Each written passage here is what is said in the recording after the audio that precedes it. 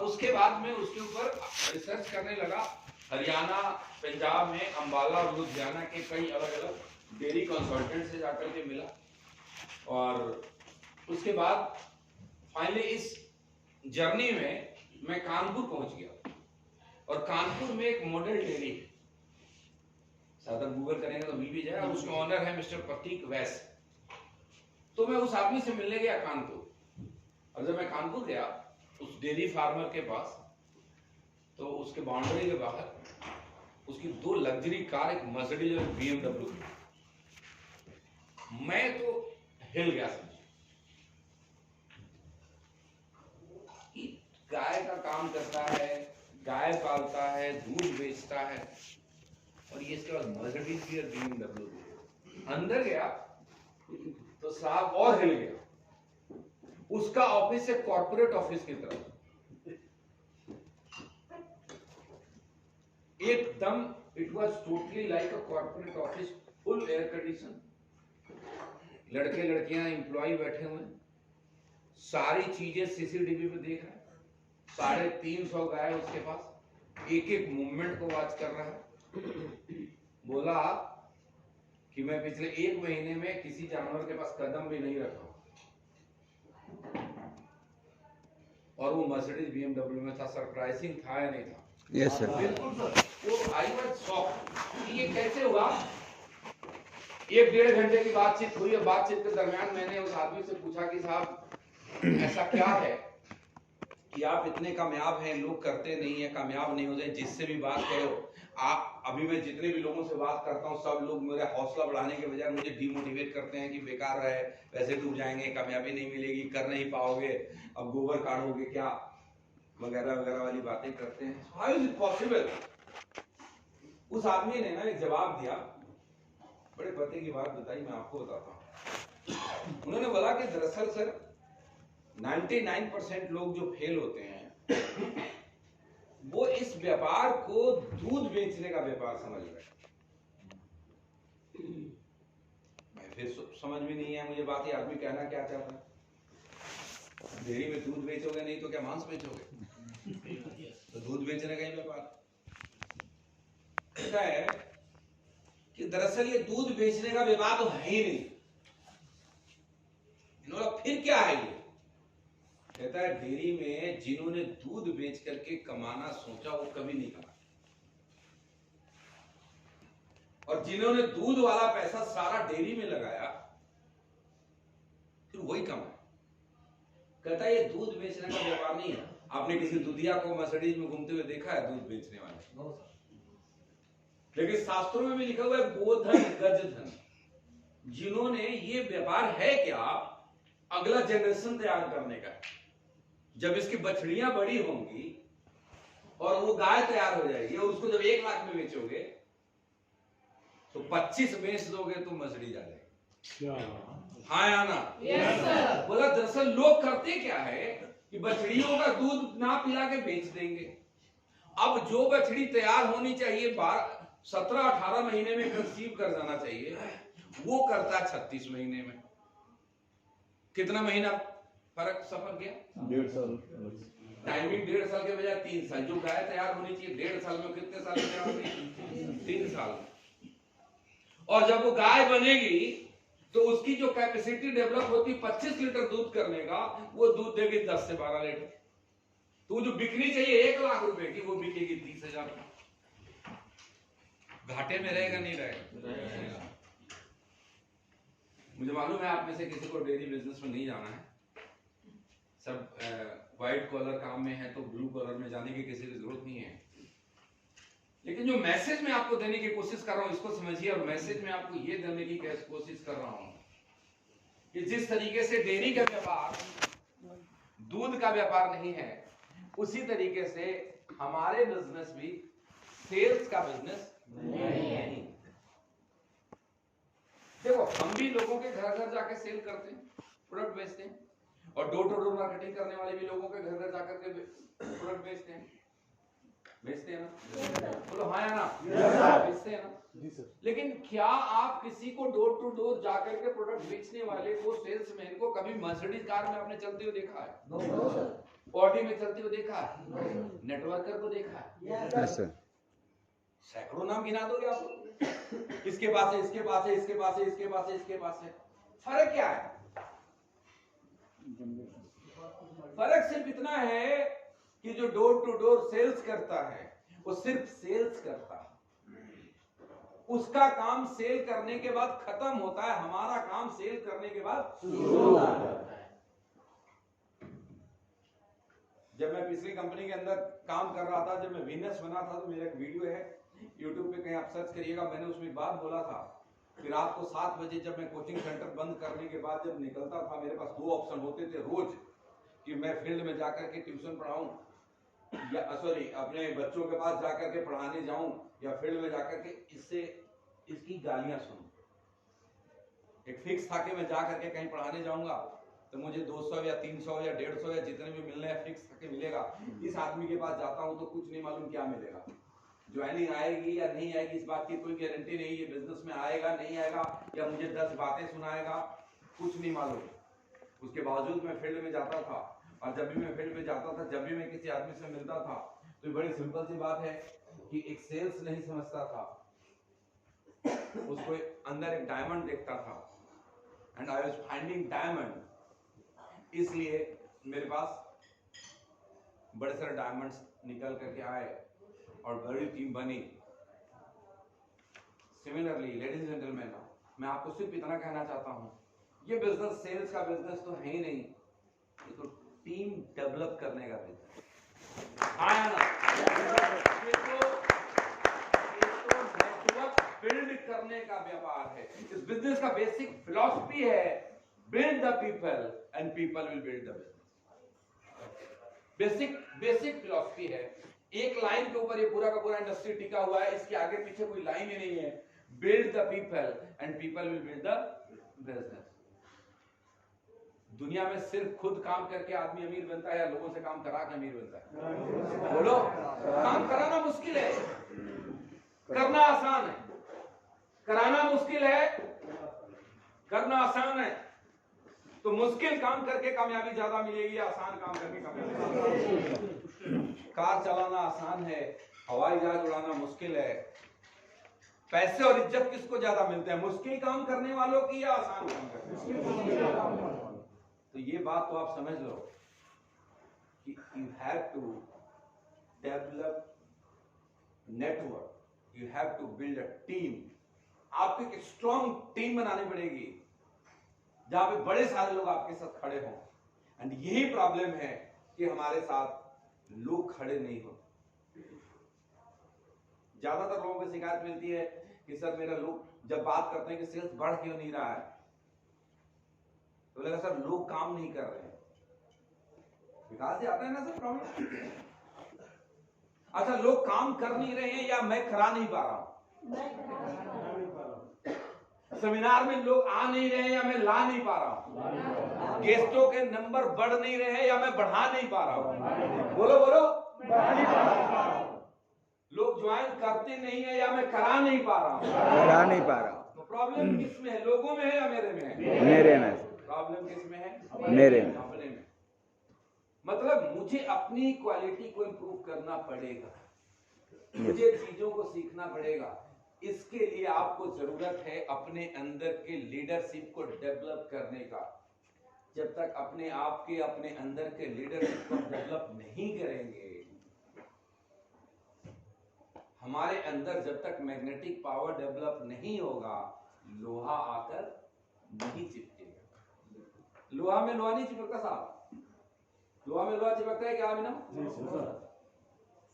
लोहा किसमें चिपकेगा? चुंबक में चिपकेगा। तो आपको क्या करना पड़ेगा? आपको चुंबक बनना पड़ेगा। आप चुंबक बनेंगे तो लोहा चिपकेगा। आपको टीम ओवरऑल में, आपको जो सिंपल सी फिलॉसफी आपको बता रहा हूं, आपको टीम डेवलप करना पड़ेगा।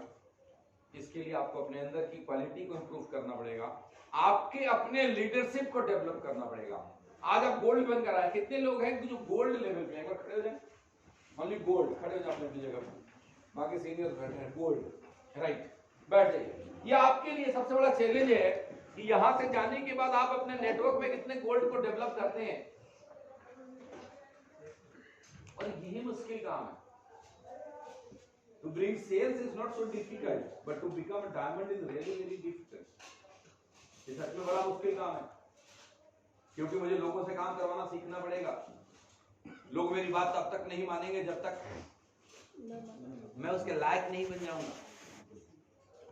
हाँ या ना? Yes sir. यार ये तो बच्चा जिसको पैदा करा, जिसके ऊपर लाखों रुपए खर्च किया, तो वो आपका बात नहीं मानता, तो दूसरा आपका बात क्यों मानेगा? क्यों मानेगा साहब?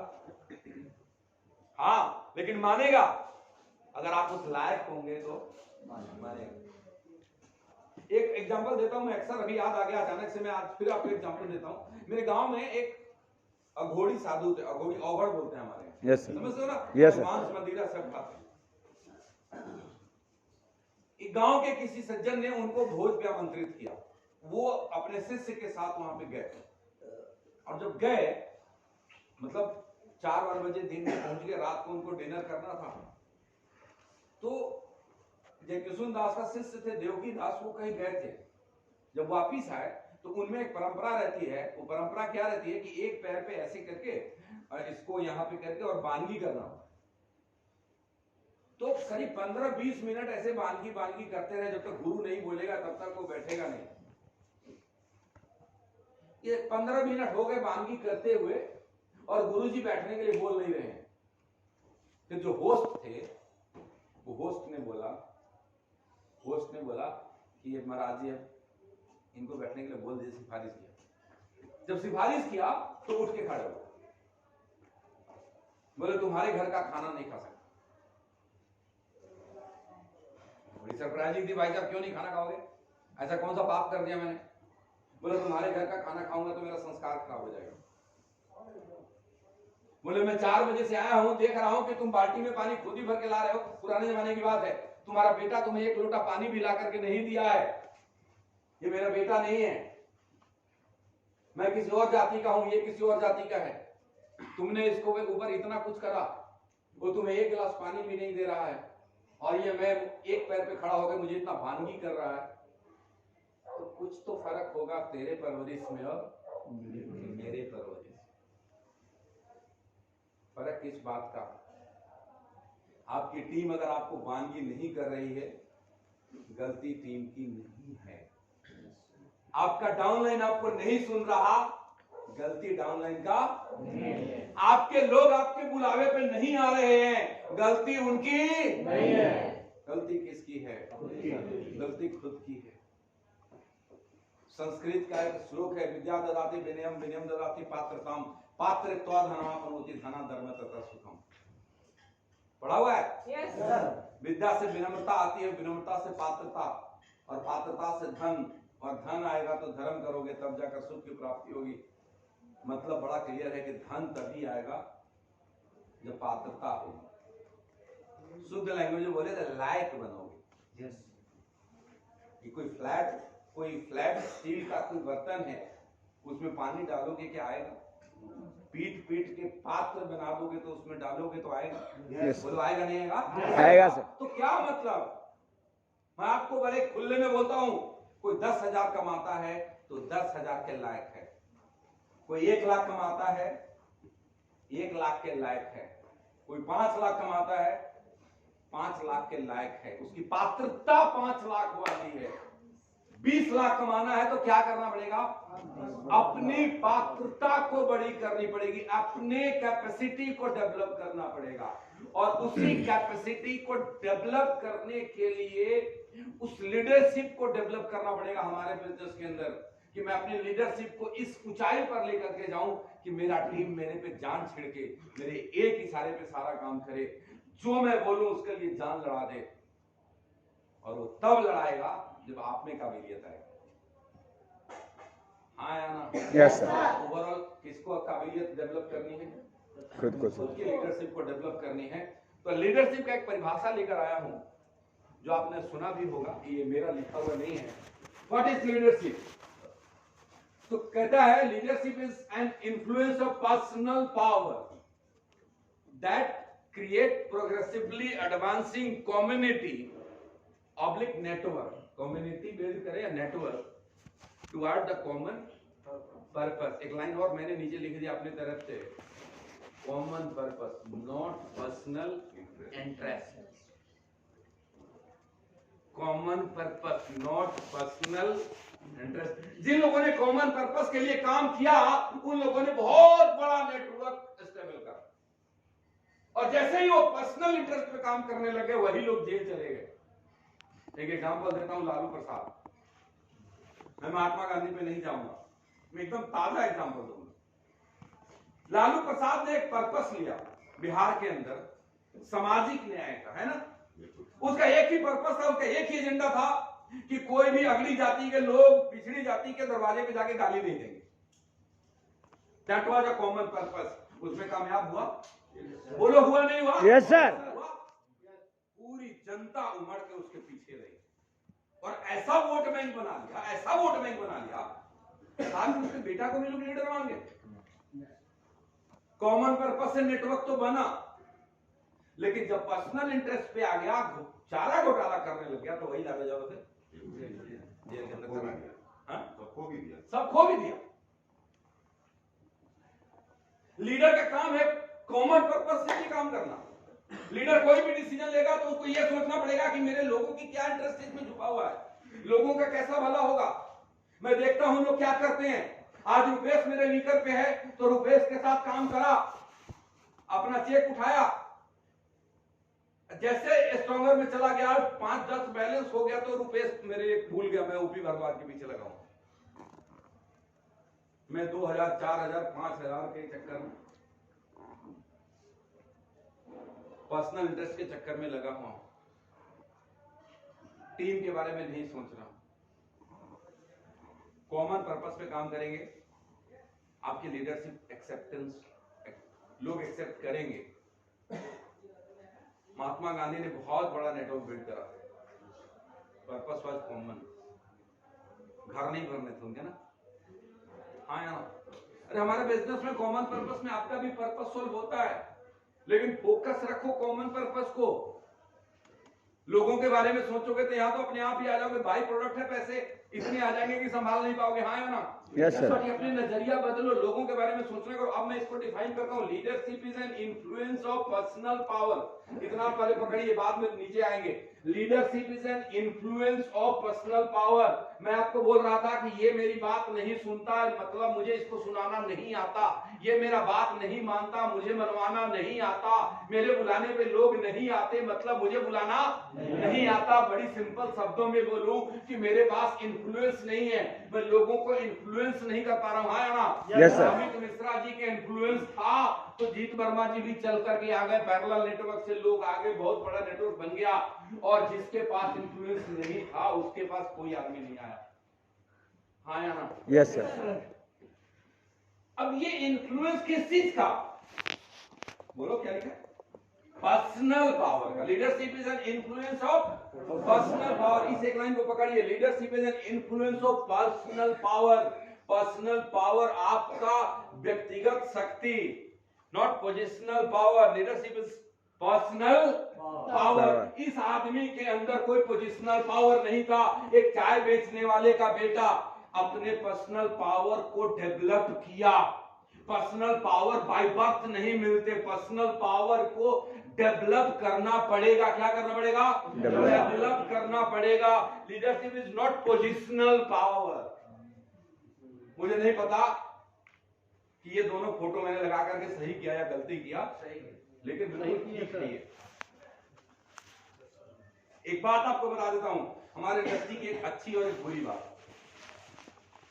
अच्छी बात यह है कि कितना भी गधा आदमी है, मैं इसलिए रिकॉर्डिंग में नहीं जा रहा, लेकिन उसके ग्रुप ए और बी में अच्छे लीडर लग गए तो पैसे कमाएगा, पोजीशन पे पहुंच जाएगा। जी सर, पोजीशन पे तो पहुंच जाएगा। और वो पोजिशनल पावर का गलत इस्तेमाल करने की कोशिश करता, अपने पर्सनल पावर को डेवलप नहीं करता। लेकिन एक बात ध्यान रखिएगा, कभी भी उसकी सत्ता पलट जाएगी। या तो नीचे वाले चाहेंगे कि ये मर जाए, हट जाए, या ऊपर वाले चाहेंगे ये क्यों खा रहा है। समझाते समझाते कोई 2 साल, कोई 4 साल, कोई 5 साल, कोई 10 साल में कुछ तो कांड हो ही जाना है। समझने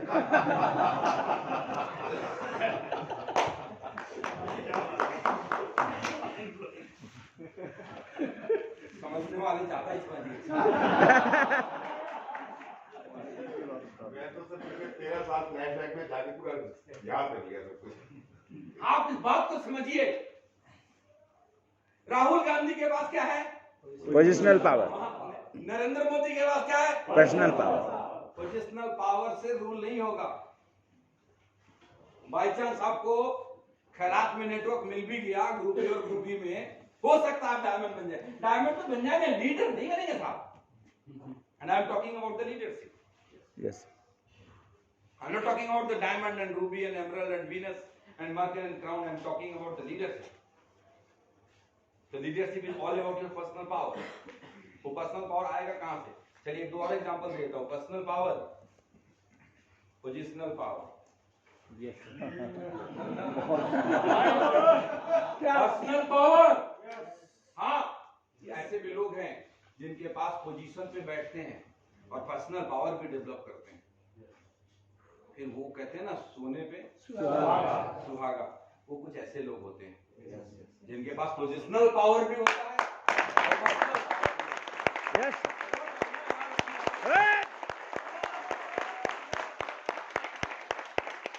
ऐसे लोग चाहिए देश को ऐसे लोग चाहिए। राहुल गांधी जैसे लोग नहीं चाहिए। हाँ या ना? Yes. सो ओवरऑल जो मैं क्या कहता हूँ, ये पावर बढ़ेगा कैसे? जब तक मेरे अंदर पावर नहीं आएगा, मैं लोगों को अपनी इन्फ्लुएंस में नहीं लाऊंगा। एंड लीडरशिप ऑल अबाउट कि मैं लोगों को अपनी इन्फ्लुएंस में लेकर के आऊं। अगर लोग मेरे से इन्फ्लुएंस नहीं हो रहे हैं तो टीवी नहीं बनेगा, लोग मेरी बात ही नहीं मानेंगे। हाँ या ना?